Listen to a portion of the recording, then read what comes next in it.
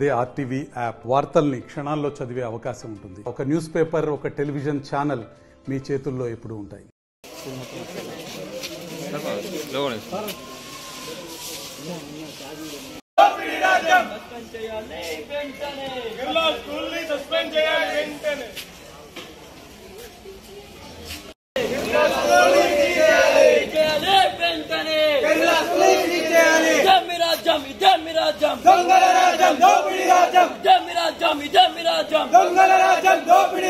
भारत माता के जय, भारत माता के जय.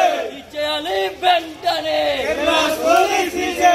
చేయాలి వెంటనే భారత్ మాతా కే జై. ఇదే రాజ్యం, ఇదే రాజ్యం, దొంగల రాజ్యం, దోపిడీ రాజ్యం, ఇదే రాజ్యం, ఇదే రాజ్యం. వీళ్ళ దగ్గర అసలు బస్సు రిజర్వేషన్ ఉండాలి, డ్రైవర్కి లైసెన్స్ ఉండాలి, ఇవన్నీ వివరాలు ఇందాక వచ్చి అన్ని రిపోర్ట్ రెడీ చేసుకోమని చెప్పి నేను ఒక 2 గంటల టైం ఇచ్చిన. పిల్లల వివరాలు, ఇంజూర్ అయిన పిల్లల పర్టికులర్స్ సెపరేట్, వాళ్ళు ఎక్కడ ట్రీట్మెంట్ తీసుకుంటున్నారు. మరి మేడం నిన్న నైట్ జరిగిన సంఘటన కదా మేడం, ఇప్పటిదాకా 12 గంటల తర్వాత వచ్చింది కదా మేడం, ఇప్పటిదాకా మరి గంటలను ఎట్లా అనుకుంటున్నావు? నేను 10:30కే ఇక్కడ మరి మన పొద్దున్న నుంచి ఇవ్వండి, ఇప్పుడు మనకు మీకు ఇస్తే మరి ఏమన్నా మరి వాళ్ళు మార్పులు చేర్పులు చేసి వాళ్ళైనా కానీ మరి మార్పులు ఏం చేస్తుంది? ఈ బస్సును అయితే మార్చారు మరి వాళ్ళు మరి బస్ పర్మిషన్ ఎప్పటి నుంచి ఉంది మేడం? నేను చూస్తా కదా, నాకు ఇప్పుడే చేతికి వచ్చినాయి. నేను అదే అనేది మీకు అసలు పైగా నాకు డిఓ కూడా నాకు రిపోర్ట్ అడుగుతుంది. ఫోటో ఏది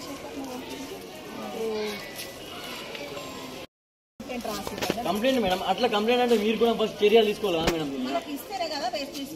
మేము ఇస్తే కాదు మేడం, మీరు అంటే మీకు కనబడుతుంది కదా మేడం, ఈ స్కూల్, ఇది బెడ్రూమ్స్, ఇది రూమ్స్, ఇక్కడ ఇల్లు ఎట్లా పెట్టుకుంటారు వాళ్ళు? ఇంట్లోనే బడిలోనే ఇల్లు ఎట్లా నడిపించచ్చు మేడం? దానికి పర్మిషన్ ఎట్లా ఇచ్చారు? మీరు దీని మీద కూడా ఖచ్చితంగా చర్యలు తీసుకోవాలా మేడం, ఖచ్చితంగా తీసుకోవాలి.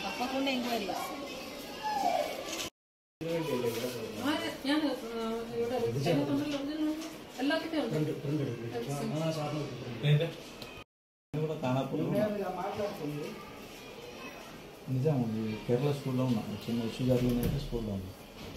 నేను అసలు పెళ్లికి వెళ్ళి పిల్లల పేరెంట్స్ కలుద్దాం అనుకున్నాను. మీరు ఇక్కడ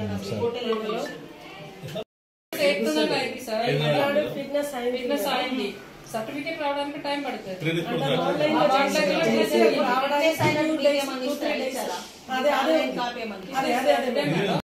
తర్వాత ఈ కేరళ పాఠశాల ఖానాపూర్ మండలంలో ప్రైవేట్ పాఠశాల, ఇది రోజు ఖానాపూర్ నుంచి పెంబి మండలంకు వెళ్తుంది. దీనిలో 18 మంది పిల్లలు ప్రయాణం చేశారు.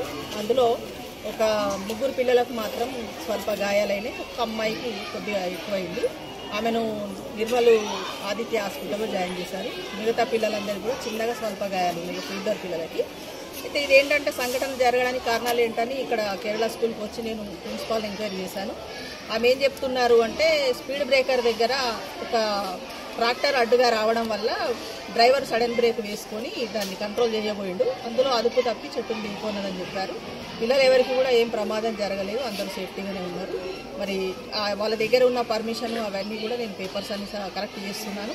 ఇది మా పై అధికారులైన డిఓ గారికి మరియు కలెక్టర్ మేడంకి సబ్మిట్ చేస్తున్నాను. రోజు రెగ్యులర్గా పోయే వాహనం పోలేదు, ఫిట్నెస్ లేని బండి పోయిందని చెప్పి ఆరోపిస్తున్నారు, మీరేమంటారు? అవునండి. అయితే నేను కూడా ఆ విషయం అడిగాను. అడిగితే ఆమె ఏమన్నారంటే 20 మెంబర్స్ పైన పిల్లలు ఉన్నారు కాబట్టి పేరెంట్స్ అందరూ టాటా మ్యాజిక్ వెహికల్ ఇబ్బందిగా ఉంది, కొంచెం పెద్ద బస్సు వేయండి అని అడగడం జరిగిందట.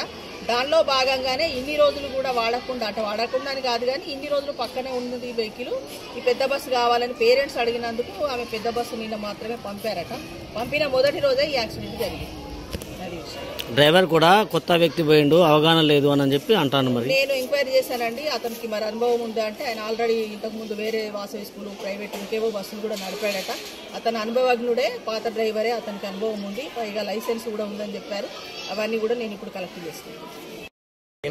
కేరళ స్కూల్లో బస్సు ఫిట్నెస్ లేని బస్సు కూడా ఇట్లా ఎలా పర్మిషన్ ఇచ్చారని చెప్పి మేము స్కూల్ దగ్గరికి వచ్చి అడిగితే మాకు పర్మిషన్ ఉంది, అన్ని ఉన్నాయని చెప్పి మాకే వ్యతిరేకంగా మాట్లాడుతున్నారు వాళ్ళు. దీన్ని దృష్టిలో పెట్టుకుని ఎంఈఓ గారు కానీ డిఓ గారు కానీ ఎవరైనా తక్షణమే దీనిపైన ఛార్జ్ తీసుకుని వెంటనే ఈ స్కూల్ని సీజ్ చేయాలని చెప్పి ఏబీవీపీ డిమాండ్ చేస్తుంది. లేకపోతే పెద్ద ఎత్తున ధర్నాలు చేస్తామని చెప్పి ఏబీవీపీ డిమాండ్ చేస్తుంది. భారత్ మాతాకి జై. మరిన్ని వీడియోస్ కోసం ఛానల్ ని సబ్స్క్రైబ్ చేయండి, లేటెస్ట్ అప్డేట్స్ కోసం వాట్సాప్ ఛానల్ ని ఫాలో చేయండి, అండ్ లింక్ డిస్క్రిప్షన్ లో ఉంది.